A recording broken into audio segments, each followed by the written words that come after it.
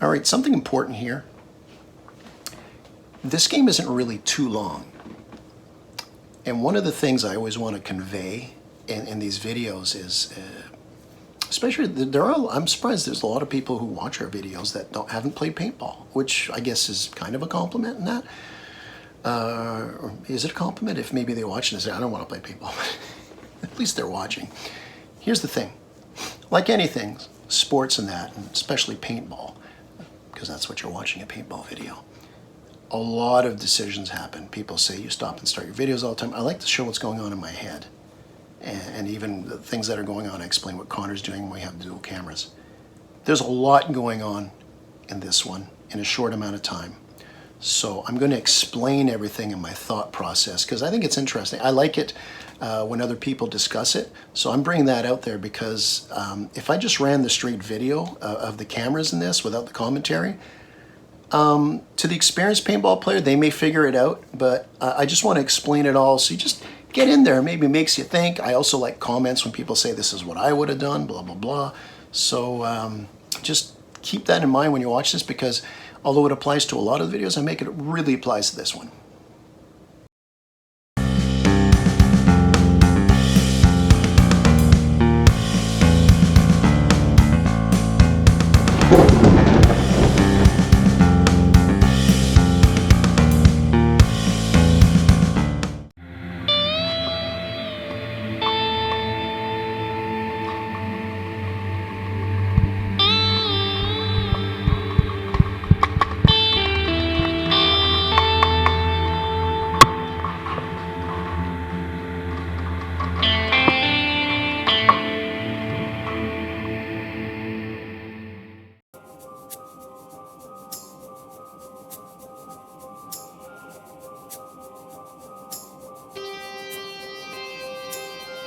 Hey there, Andrew, C1D Paintball.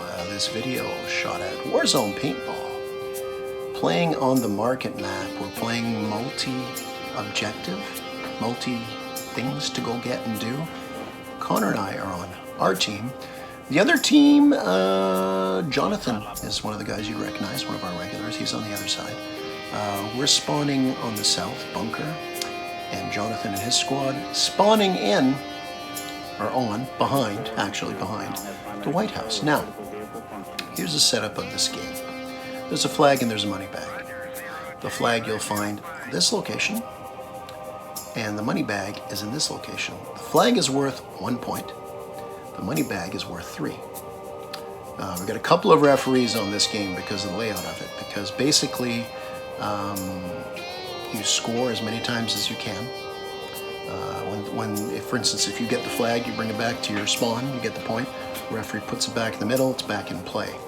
Now, if you're wondering why the money bag would be 3 times what the flag is, flag's kind of in the middle here, like dead center. Well, you saw it, it's dead center of the map, middle of Stonehenge. But the money bag where it is, it's not an easy thing to get. It's kind of out on the side there, long lines of sight to take you out. So, this is a strategy going into it because Jonathan on the other team, he's very shooty. He's a good player, knows the field well, and because they're spawning where they are, they'll go in the fortified area on the west side of it, and it would be very, very difficult to get that flag with them there. I mean, ideally, by the way, when you get a hit, you're out. Just no multiple lives on this. So effectively, you know, how the game would play out is you wear out the other team until they start to lose members, then you can start scoring that. Obviously, if you wipe the other team out, you automatically win. So our thought going into this, we're gonna do high risk here. High risk means high reward. High risk also means you get a chance of not going through with your plan. The plan is there's a few of us are gonna concentrate on that money bag. Connor's got the wheels, he's got the legs. From spawn, he's gonna run in and get behind the barrels. The money bag is right beside the barrels. We got a guy who literally, as soon as the ref blows the whistle to start, is gonna throw a smoke out there. And me and a couple of other players on the team are gonna throw cover fire for Connor. Not everybody can throw cover fire because, you know, there is that middle thing. We don't want him to score the flag. So our hope is to get that bring it back right away and automatically go up 3 points. I mean, high risk, high reward, right? We would really set the tone of what's going on in this game by doing that. So you know what?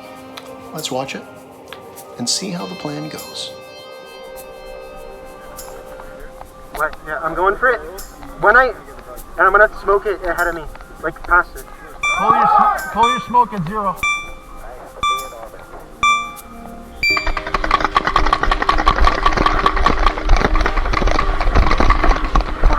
All right, so you're watching Connor's point of view camera as the main camera, and in this still, Connor has been hit. It's a shame too, because you see the smoke that was thrown ahead of him. Good location, because right now as he threw it, the wind is actually blowing blowing left, which is westward as far as the orientation for you. But high risk, high reward. He did get hit, Connor, so he's out. Now I am behind Connor, and I was throwing cover fire for him. And seeing that he's out, I'm actually going to run in and try to take that position. I already was exposed a bit because I was out there exposed, firing shots, expecting him, you know, go in, get that. Maybe he'd stay behind it, but in a perfect situation, he would have grabbed it, came back, so I needed to be up anyway. I'm willing to sacrifice myself, draw the fire, being out in the open. But all of a sudden, he's out. I'm out in the open. And I'm going to slap a fresh mag in, and I'm going to head for those barrels.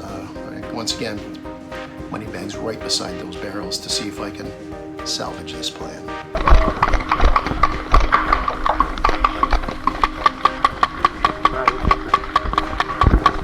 That's fucking nothing. How is this allowed to happen? So, I exclaim, how is this allowed to happen? I don't say it loud enough so everybody in the field hears it, so I'm kind of joking with myself and maybe nervous or whatever, but how is it that we went from a high-risk plan, again, high risk, keep saying that, with probably the player who's the best suited on either of the two teams to do the plan, to the guy all of a sudden who's the worst suited, the slowest, oldest guy. But here I am. Now you actually see, as I'm getting behind the drums here, you can see the money bag, so right beside the drums. And by the way, when I get in there, I'll kind of, you don't see it on the camera, but I'll kind of just go over and I'll reach and I'll bring it close to me so it's covered behind there, behind the drums with me. And you see that smoke, the pink smoke that was thrown before, and it was thrown initially in a good spot, but the wind has changed, so it's not quite blowing in the same direction. And I'm looking behind me, and there's not a lot of support I've got there because, you know, I'm in this position, but I need the guys behind me to support me. I'm lucky I didn't get hit. Connor got hit before. I need support. So I'm going to be a lot of looking behind me and beside me to see what's going on, because my left flank, if anybody gets in the middle, if anybody goes towards, I'm a little bit where the flag is at Stonehenge is basically beside me. So any enemies approaching that can have an angle on me here. So that's why I'm looking for support behind me. And you know what? There's a lot of ground between me and where my teammate support is, a lot of open ground before it gets a little safer. The area on the right, you might look at this and say, well, you can go to the area on the right, but then I'm directly in the line of the fortified area by the White House where I'm dead meat, if that's the case.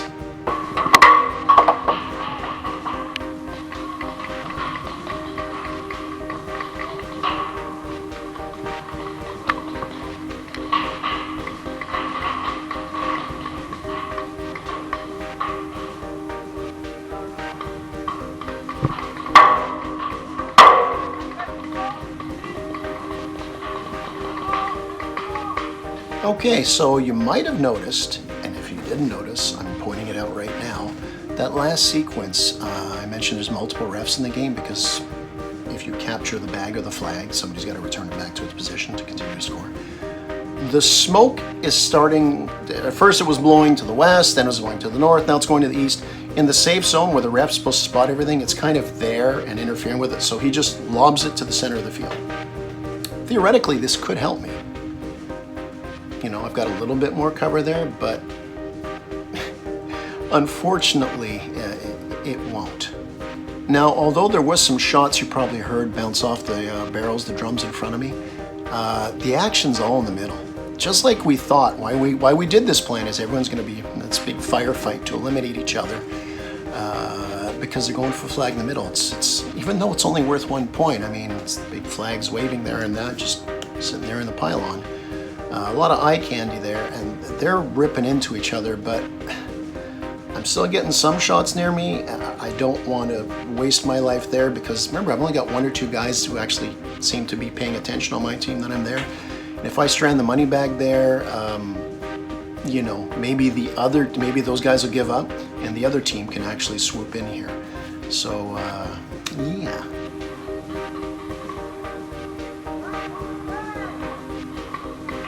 Smoke!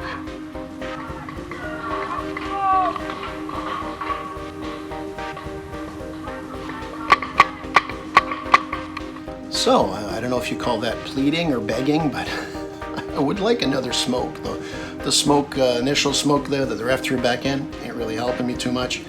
I want to get back. I want to get those 3 points. Nobody has gone and gotten the flag from the other team yet. So if we can get that in, like I said, we're up 3-0 and we can really be in a better position. In reality, my teammates are, most of them are at near spawn, very close to spawn. Some are still in there, not criticizing anything.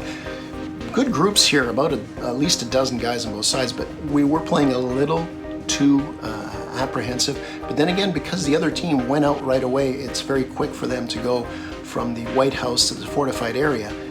It's hard for us to advance up a lot when they're just shooting a wall of paint our way. So anyway, I did have this player. Here's a bit of luck. But something bad happens, it's a little bit lucky. Player runs in front of me here to my left. I talked earlier about, you know, watching my flank on the left. I go to shoot, only a couple balls get out, then my mag's empty. So my first 2 shots, or however I got away with before I ran out, did not hit him. And I didn't distract him because now out of shots, he would easily, if he knew I was there shooting at him, he could easily turn and fire at me. So by me running out of shots, it kind of helped me survive here in this one. The ideal thing would have been hitting him, but I didn't.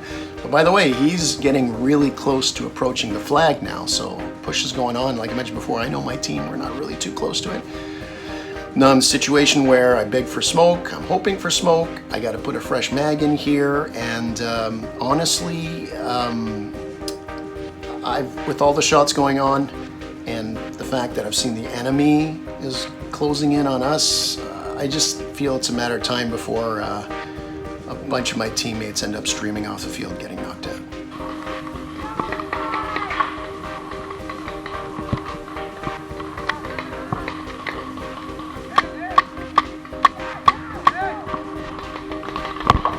So I just finished mentioning at the last break that I'm lucky that player I was shooting at didn't realize I was there.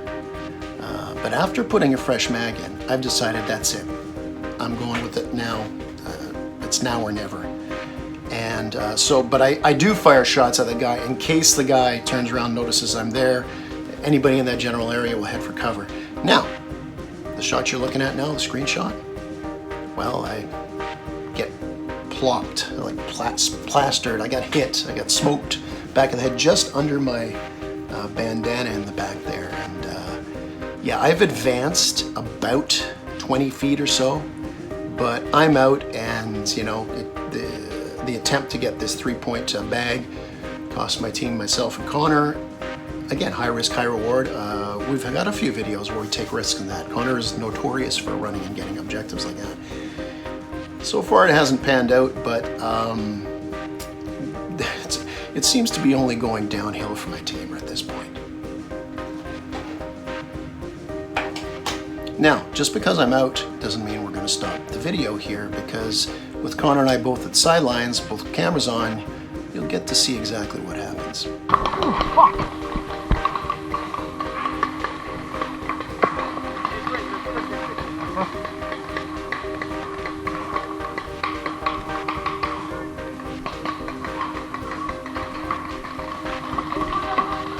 So as I exit off the field here into the safe zone, there's the money bag behind me. I've advanced it a little bit, and I've actually got a couple of teammates back here, so a run at it.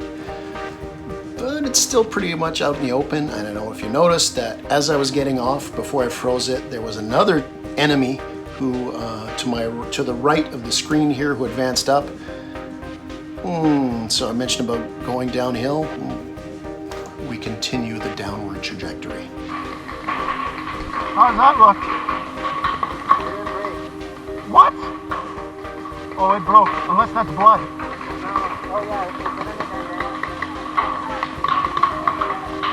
I should have just stayed on it. It's timed. Now earlier in the video I talked about, you know, wanting to do things, wanting smoke. Do I go back? I want to go back now. It's natural to second guess yourself in the field. So as I get knocked off, I'm talking to Connor. I mentioned, you know, I should have just stayed there with it. Even though I thought I got to get back as soon as I can, that's why I left. And Connor reiterates, like, no, because Connor's got this great view on the sidelines there that it ain't looking too good for our team. So that was, you know, I went at a good time, probably should have went earlier. So he's making me feel better. I didn't second guess myself. Well, make me feel better. But he did mention I should have left earlier. Anyway, he was right about that. Now, I still got a couple of teammates back here that could go for the bag, right? But take a look here. I got two enemies who are directly in front of us. And in particular, this dude, he's got a very good line of sight. We're just turning to the left on the money bag. And is an experienced speedballer. And with a turn to the right, he's lacing shots into the middle. And remember, my team was kind of sticking back a lot in the game. So this guy's having a field day.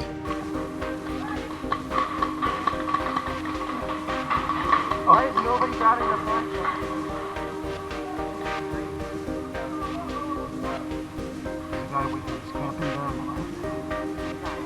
Okay, two things to look at here. Remember the guy before I mentioned, the enemy speedballer, who just needed to turn left and he had a good line of sight on the money bag and anybody approaching it? Well, he's looking that way right now.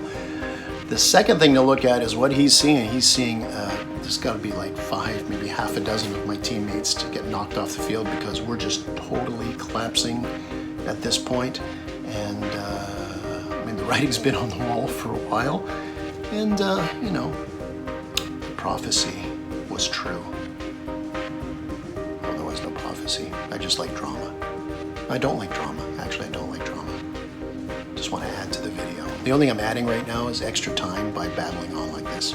Now keep a keen eye because near that speedballer, one of his teammates is going to go in, get the flag, get point number 1, and meanwhile his other teammates are just wiping out the rest of my team, and the game will be shortly called.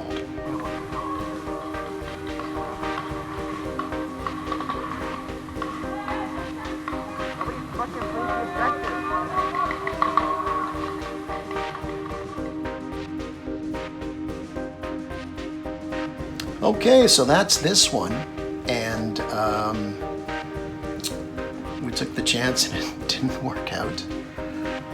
Don't play a lot of these like multiple objective things with the points and that. I'd like to play more. It's probably something, you know, the dynamics of any paintball game depend on the makeup of the teams. Like I said, there were groups here, at least a dozen on each side. I don't think there was anywhere that was brand new, but there was a birthday party from these guys, late teens, maybe early 20s. And some of them had experience, but it was a different mix. You never know what you're going to get. Like if you play this type of scenario with the points and that with experienced players, could be interesting, could be a lot of fun, could be too try hard, but it was fun. And that's all that matters. Went out there, we gave it a try. Goes to show you, a couple people make comments when we take chances, especially running at objectives, one of Connor's fortes and all that. Like, do you just show the ones that work out? No. We show it all because just going out there to show what a typical game of paintball can be like with walk-ins and experienced players mixed up, because it's all about having fun. Because, you know, at the end of the day, it's just a game.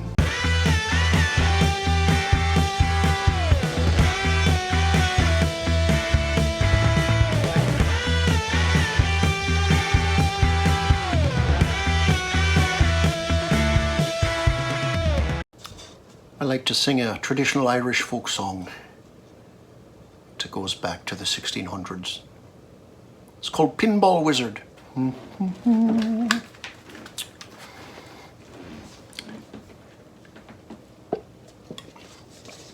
ready for my close-up. And this is where the son of a bitch gets me in the back of the fucking head. He's got like, I'm like, come on, you know, like, why hit me in the head? I got the big ass back in the back there, literally in the head. Yeah, thanks. Game over.